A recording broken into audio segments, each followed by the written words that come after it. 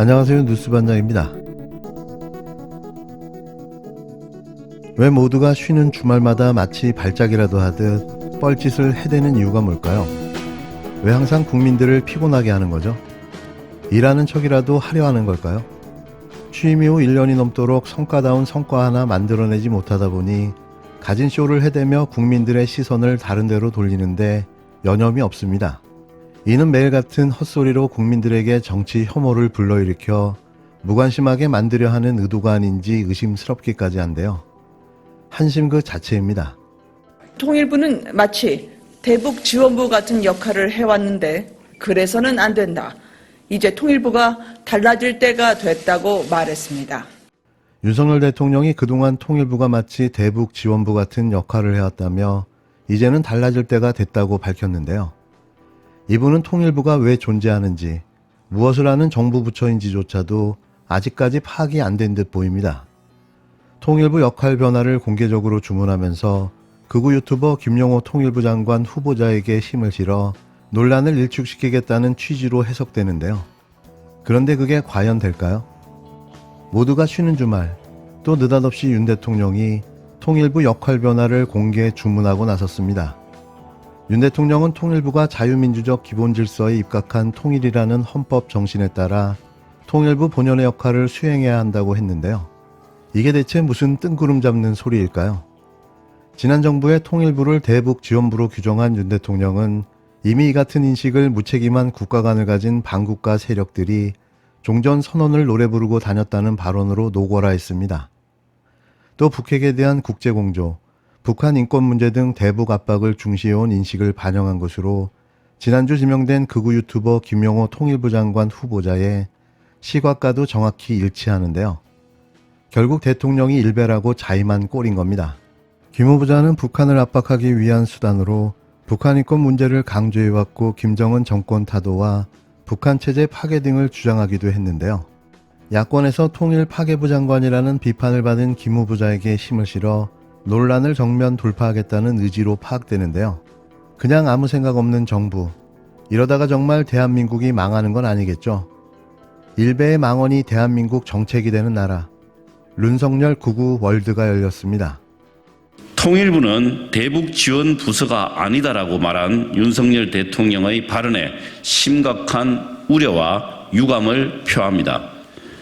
이는 전임 정부와 야당을 반국가 세력이라 규정한 망언의 논란을 덮고 극우 코드 인사로 점철된 극우 정부 완성을 정당화하려는 궤변입니다. 남북대화 협력, 한반도 평화 구축에 앞장서온 통일부가 대북 선전부, 대북 공작부 혹은 제2의 국정원이 되는 것은 아닌지 우려스럽습니다. 통일부를 이명박 박근혜 정부 때처럼 종북 좌파 괴멸을 설파하는 반공교육부처로 만들려는 것은 아닌지 의심스럽습니다. 그렇지 않다면 윤석열 대통령이 흡수 통일론자인 극우 뉴라이트 김용호 교수를 통일부 장관에 앉히려는 이유를 납득할 수 있게 설명해 보십시오. 김용호 교수만이 아닙니다. 윤석열 대통령은 극우 인사들을 불러 모아 조각 맞춤을 하고 있습니다.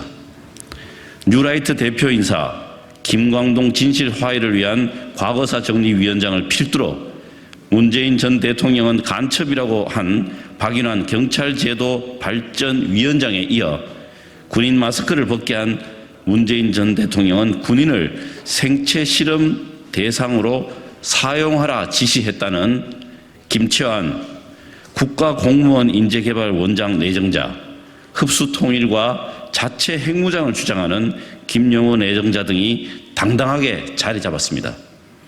2023년에 극우 유튜버 내각이 웬 말입니까? 윤 대통령은 극우 유튜버 예청자를 넘어 심취한 나머지 아예 극우가 되기로 작정한 것입니까? 극우 유튜버 내각을 전면 재검토하십시오. 윤석열 대통령이 극우 유튜버의 가짜뉴스에 기대어 국정을 운영한다면 국민의 심판이 따를 뿐임을 경고합니다. 이 모든 게 다 극우 유튜버를 국가공무원 인재개발원장, 통일부 장관으로 임명하면서 시작된 일인데요. 철저하게 기획된 게 아니라면 불가능한 일인 거죠. 뭔가 시나리오에 따라 척척 진행되는 느낌마저 드는데요. 극우 유튜버로 활동 중인 김채환 국가공무원 인재개발원장 내정자에 대해 대통령실은 교육과 소통 능력이 뛰어난 분이라고 평가했습니다. 도대체 누구에게 무엇을 교육하고 어떤 사람들과 소통해 왔는지는 모르겠으나 적어도 가짜뉴스와 음모론에 젖은 극우 유튜버 김채환은 윤 대통령에게는 훌륭한 교육자이자 소통 전문가였던 것으로 보여지는데요. 극우 유튜버에 포획된 윤석열 대통령이 기필코 나라를 망치고 있는 겁니다. 어느 극우 유튜버는 윤 대통령으로부터 직접 전화를 받았다며 매우 자랑스럽게 말했다고 알려지기까지 했는데요. 요즘 기업들은 대통령 비서관보다 대통령에게 영향을 미치는 유튜버들을 만나려고 애쓴다는 소문까지 돌고 있습니다. 대통령이 유튜버들과 수시로 전화나 텔레그램을 주고받으며 정책, 정무적 조언도 듣는다는 황당한 소식도 언론에 버젓이 보도되고 있는데요. 윤 대통령과 극우 유튜버와의 아주 특별한 교감은 단순한 소통 행보만으로 치부할 수는 없습니다.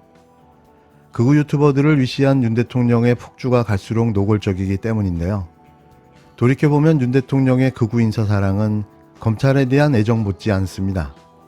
대통령 취임식에 극우 유튜버를 초청하고 그 극우 유튜버의 누나를 대통령실에 채용까지 했는데요. 이런 사실은 이미 확인된 바가 있습니다. 윤석열 대통령과 권선동 전 국힘당 원내대표와의 문자 파문에 등장했던 극우 정당 출신 인사가 대통령실에 근무한 것도 뒤늦게 밝혀진 사실인데요. 남북 간 대화와 교류, 협력을 이끌어야 할 통일부 장관에는 북한 체제 파괴를 주장하는 교수를, 국가공무원 인재개발원장에는 문재인 전 대통령이 군생체 실험을 지시했다며 가짜뉴스나 퍼나른 극우 유튜버를 내정했습니다. 문재인 전 대통령이 간첩이라는 박인환 경찰제도 발전위원장, 5.18 북한 개입설과 제주 4.3 공산주의 폭동설을 주장한 김광동 진실화해 위원장은 여전히 윤석열 정권에서 꿋꿋하게 자리를 지키고 있는데요. 이들의 극우 발언과 논리는 윤 대통령의 인식과 정확하게 일치합니다. 자유총연맹 창립 기념행사에서 전 정권을 향해 반국가 세력이라고 비난하는가 하면 3.1절과 4.19, 5.18 기념식에서는 마치 태극기 부대의 선봉에 선 것처럼 대한민국을 무너뜨리는 세력이라는 실체 없는 대상을 향해 증오를 쏟아냈는데요. 이쯤 되면 대한민국 대통령이 일베 극우 유튜버 그 자체라고 해도 무방할 정도입니다. 윤 대통령이 극우 유튜버의 추종자였기 때문인데요. 여기에 정치 초보의 빈곤한 철학과 무능함이 더해진 결과인 거죠. 내년 총선에서 170석 목표를 밝힌 윤 대통령의 그 자신감이 그 유튜버들의 끈끈한 결속에서부터 나온 것으로 보여지는데요. 이런 자들이 행정부, 사법부에 이어 입법부까지 장악하게 된다면 대한민국은 어떻게 될까요? 끝없이 추락하고 있는 대한민국, 일개 5년짜리 공무원이 이래도 되는 건가 싶습니다. 막말을 던진다고 코인 의혹을 덮을 수 없습니다. 김기현 국힘당 대표가 민주당을 향해 마약에 도취됐다는 막말을 했습니다. 집권여당 대표가 한 발언이라기엔 믿기 힘들 정도로 저속한 표현입니다. 이태원 참사 진상규명 특별법을 신속 처리 안건으로 지정한 것이 마약에 취한 것이라는 김기현 대표의 막말이야말로 참사를 정쟁의 도구로 이용하려는 파렴치한 행위입니다. 김기현 대표가 해야 할 일은 막말이 아니라 의혹에 대한 해명입니다. 중소벤처기업 직원이다. 회사 주식을 한 주도 보유하지 않은 채 봉급받고 일하는 회사원일 뿐이라던 김기현 대표의 아들이 알고 보니 수십억대 먹튀 사건 의혹을 받는 언오픈드의 최고 운영 책임자였습니다. 그 아들이 지난 연말부터 4개월 사이 관련 법인 2개를 만든 것도 확인됐습니다. 이래도 평범한 중소기업 직원이라고 할 수 있습니까?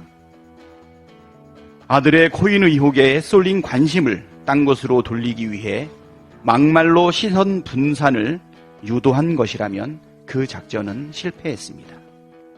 아무리 막말을 늘어놓는다고 해도 의혹이 사라지지도 덮여지지도 않습니다. 집권여당의 대표라면 타인에게 엄격한 잣대를 들이댄 만큼 자신과 가족에게도 동일한 잣대를 써야 마땅하지 않겠습니까? 김기현 대표는 즉시 본인과 가족의 코인 거래 내역과 보유 현황을 공개하십시오. 온 국민이 지켜보고 있습니다.